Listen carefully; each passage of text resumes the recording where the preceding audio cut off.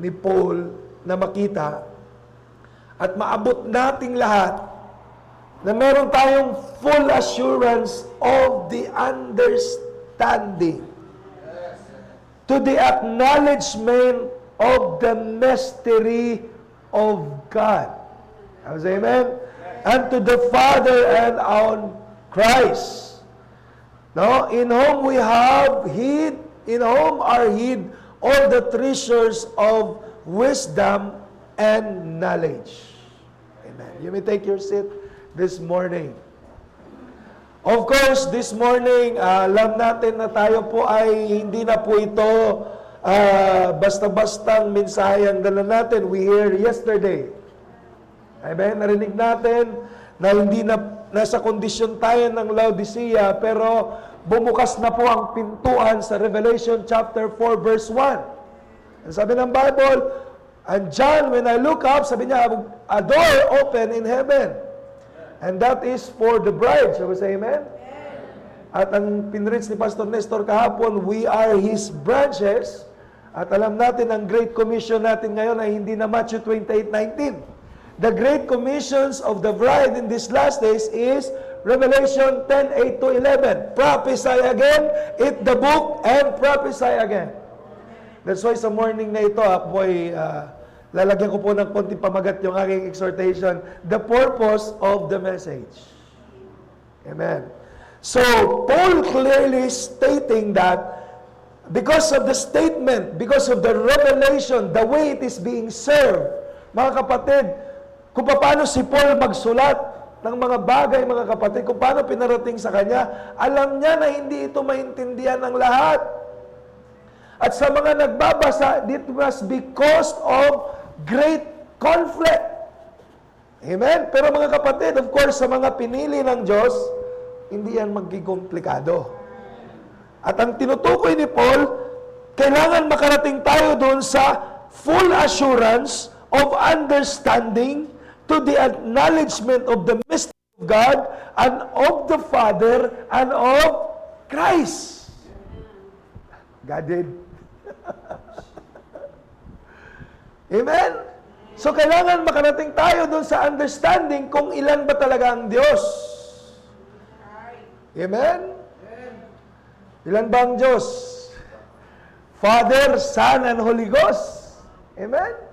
Makita natin mga kapatid na ang Father ay hindi po yan persona. Father is an attributes of God. Son is an attributes of God. Holy Ghost is the attributes of God. That is the office, that is His manifestation. Amen? Doon siya nagpahayag. Doon siya nag-unveil, nag-unfold sa kanyang pagiging Diyos kasi hindi siya maintindihan as the eternal Spirit, kaya kailangan niyang ihayag ang kanyang mga sarili. Can we say amen? So, we must have the heart, mga kapatid. Importante kasi, pag meron kang clear understanding, magkakaroon ka ng pusong payapa. Amen? Sa panahon natin ngayon, sa gulo ng mundo, sa matindi ng mga pagsubok na dumating, pag hindi ka payapa at hindi ka nagpapahinga, patay ka. Say amen? Kailangan makarating ka dun sa clear understanding and understanding of the plan of God, then you will rest. You cannot rest if you don't understand. Say amen? But if you understand, you will rest. At mga kapatid, pag hindi po kayo rest and comforted, no? Unstable ka eh. Say amen? Unstable ka. And that makes you difficult to live the life of Christ. Imagine mo mga kapatid, kung hindi ka stable, hindi ka rest, paano ka gagalaw? Paano mo ibibigay yung buhay mo sa Panginoon? Sa mga young people na lang, di ba? Sabihin nyo sa amin, kayo kasi pastor, matanda na kayo, kaya wala na kayong ibang gustong gawin, kundi gawain na lang. Wala na kayong ibang pangarap, kundi ang marapture na. Paano kami, pastor? Kakapanganak ko pa lang, kakagraduate ko lang ng pag-aaral. Amen? Ang advice sa atin ng man of God in these last days, mag-aral ka hanggat gusto mo. Amen? As if there is 100 years to come. Gusto mo mag-asawa? Mag-asawa ka. Mag-asawa na kayo. Amen? Pastor, wala pang dumadating. Huwag kayong mag-alala. Amen? May kapariha. Yung tsinelas nga, may kapares. Ngayon, kung hindi mo siya mamit dito sa ibabaw ng lupa, sabi ni Brother Branham, in that day, you will meet Him. Di magkamaya na lang, ikaw pala. Baka sabihin niyo sa akin, Pastor, may quote ba yan? Amen, di ba? Kasi si Lord naman yan eh. Pero sabi ni Paul, kung masaya na kayo na hindi kayo mag-asawa, maganda. Pero kung mamamatay kayo na hindi, ang tinutukoy ni Paul doon na dying is spiritually. 5 minutes na lang. Isa natin. So, unstable ka pag hindi ka rested. Sabi ng assurance means is fully convinced in your understanding. Now, when we speak about understanding, it speaks about something not just only understanding the word. Alam natin kasi, di ba? It's in revelation. See means to understand. Amen? Kaya pag naintindihan mo kung ano yung gusto mangyari ng Diyos, no, sa buhay mo, ang purpose ni Lord sa buhay mo, mga kapatid, kaya ka binigyan ng mensahe in order for you to fulfill your purpose. Amen? Tingin mo, binuksan ng 7 seals para ipakita lang yung white horse rider, black horse, red horse, pale horse rider. No! It was open for you to manifest, to perform your purpose. Mga kapatid, nakatulong yung pagbukas ng 7 seal para mapayapa ka. Why?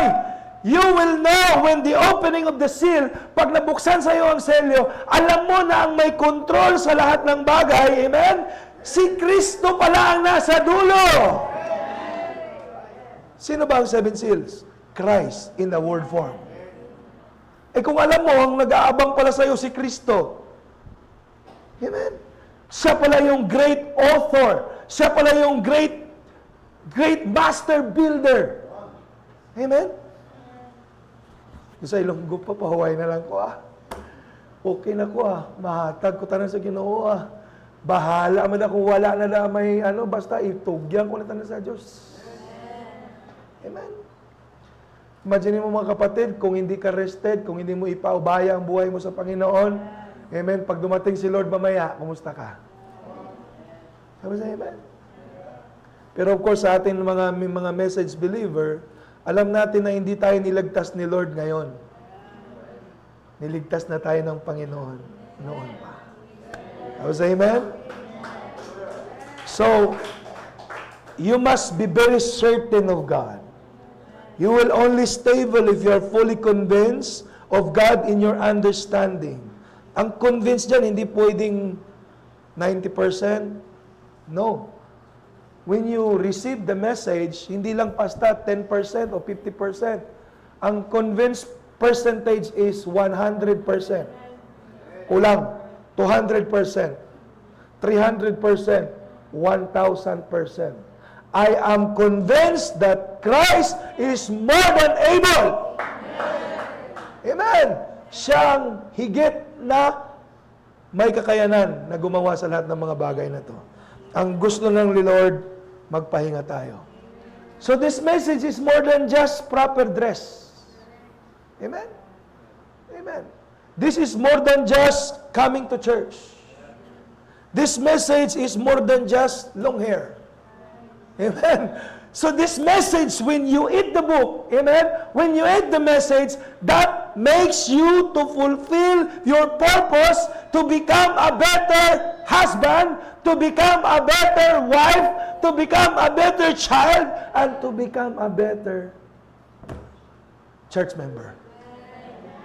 Amen. Kasi yung iba, alam natin ang opening of the seals, coming to the coming of Christ. Gusto na natin, Lord, come quickly. Panginoon, balik na ka, Lord. Kay kadamo sa akong utang, malayas ko. I will say, amen? Opening of the seals, when you eat the book, that will make you excited to wake up in the morning and manifest the life of Christ in you. Amen? You will have a joy in your heart. Panginoon, kaya pala ako nilagay mo dito kasi gusto mo maging best mother ako. Then do your part. Gusto ni Lord na maging best husband ka ng pastor, a wife, or everything. You'll be the best pastor ever. Amen? The best ba yung pastor nyo dito? Amen. Kung nandito lang ako, yan ang pastor ko eh. Salamat sa Panginoon. See? Eto tandaan nyo, si Satanas. Alam natin na ang gera hindi nag-umpisa sa ibabaw ng lupa. Anything that defeats the purpose of God, problemang malaki. Si Satanas is a Lucifer, is a song leader in heaven, angel. Alam nyo ba, si Satanas ay hindi po nangalunya, hindi po siya nagnakaw, hindi siya uminom. Ang kasalanan ni Satanas ay gusto lang niya maging magaling na anghel kaysa sa iba. He wants to be a better angel. Gusto niya, di ba? Kaya lang gusto niyang higitan ng Diyos. Kaya pagka gusto mong higitan ng pastor mo, baka matapong ka sa impyerno. Amen. So remember, you have to find your purpose. You have to find your position. Amen? Kung saan ka ni Lord nilagay, then you must, what? Gamitin mo ang pagkain ng mensahe para mailagay mo yung best mo. Si Satanas, mga kapatid, hindi dapat, hindi purpose ni Satanas ang maging Diyos. Amen? Ang purpose ng Panginoon sa kanya para maging kontrabida. Kaya kahit anong desire ni Satanas, amen?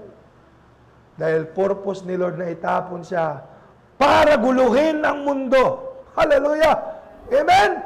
Hallelujah! Mga kapatid, bakit may kaguluhan? Bakit may karamdaman? Bakit may kahirapan? Sabi ni Brother Branham, para may express ni Lord ang kanyang greatness. Hallelujah! Bakit ka nagkasakit? Kasi gusto ka ni Lord pagalingin. Hallelujah! Bakit ka naghirap? Kasi gusto ka ni Lord i-provide ang pangailangan mo. Bakit ka nalungkot? Kasi si Lord ay comforter din. Do we love the Lord? Hallelujah! So isipin mo si Satanas, nilihis lang niya yung kanyang gusto. What's the effect? Eto na, lumabas yung maraming kasalanan. Dumating tayo sa ganitong kasama ang mundo. Dahil lang dun sa hindi ni Satanas, di ba? Pagsunod sa... Okay? Ikaw, nagkamali ka ng paggawa ng purpose mo sa buhay. Amen? It will ruin your life. Amen? It will destroy anything once you make a wrong decision. No? Yung mga iba nagpapadala sa bugso ng damdamin. Sinabi na wag yan. Diba? Hindi, mahal ko siya. O sige. Mahalin mo. O. Nagkakaproblema sa dulo. No? John 7 verse 17. If anyone will do his will, he shall know that of the doctrine, whether it be of God or whether it speak to myself. Mga kapatid, time na ako eh. No, alam kong nakita ninyo yung pinaka-purpose ni Lord sa atin. Kasi sayang kasi oras natin. No, ako, kaya mga kapatid, matagal akong umabante sa Panginoon kasi ayokong sayangin yung oras ko sa Panginoon. Ilonggo niyo, mga liagad to sa Ginoo, tapos sa unahan, mapimpirno malang tagali. No? Nga may amuna. Since the scriptures, pag-abot niya, sabi na, in that day. No? Sabi ng Bible, sabi nila, Panginoon, di ba nagpagaling kami ng mga may sakit? Lord, na nga, nagwali man kami sa imong pulong. Nagpaayo pagani kami, Lord, sa mga may sakit to, tanan. Ang ambas Ginoo sa inyo, palayo kamo sa akon. Kamo, di ba? Workers of iniquity, I never knew you. Okay? Sayang sa aton nga effort, na may impyerno walang tagali. Kaya mga kapatid, kung nakita mo ang posisyon mo sa Panginoon, and you feel kung ikaw po ay, ang purpose ni Lord sa iyo ay maging supporter sa church, be the best. Amen. Kung song leader ka, dapat ikaw ang pinaka-anointed song leader. Kung musician ka, dapat isang piano mo pa lang talaga nag-iiyakan na yung mga kapatiran. Hallelujah. Kasi ginawa mo yung purpose mo. God bless you all. We love you so much. Amen. Mahal ko po kayo at hindi po yan matitigil until the day of our redemption. Bless you, Pastor Joel. Kasi baka maubos yung oras naman. Marami pa ako sasabihin pero pinipigilan ko na yung sarili. Okay. Kasi yung ating preacher, konti lang mag-preach yan, 30 minutes. Mahaba lang mag-preach.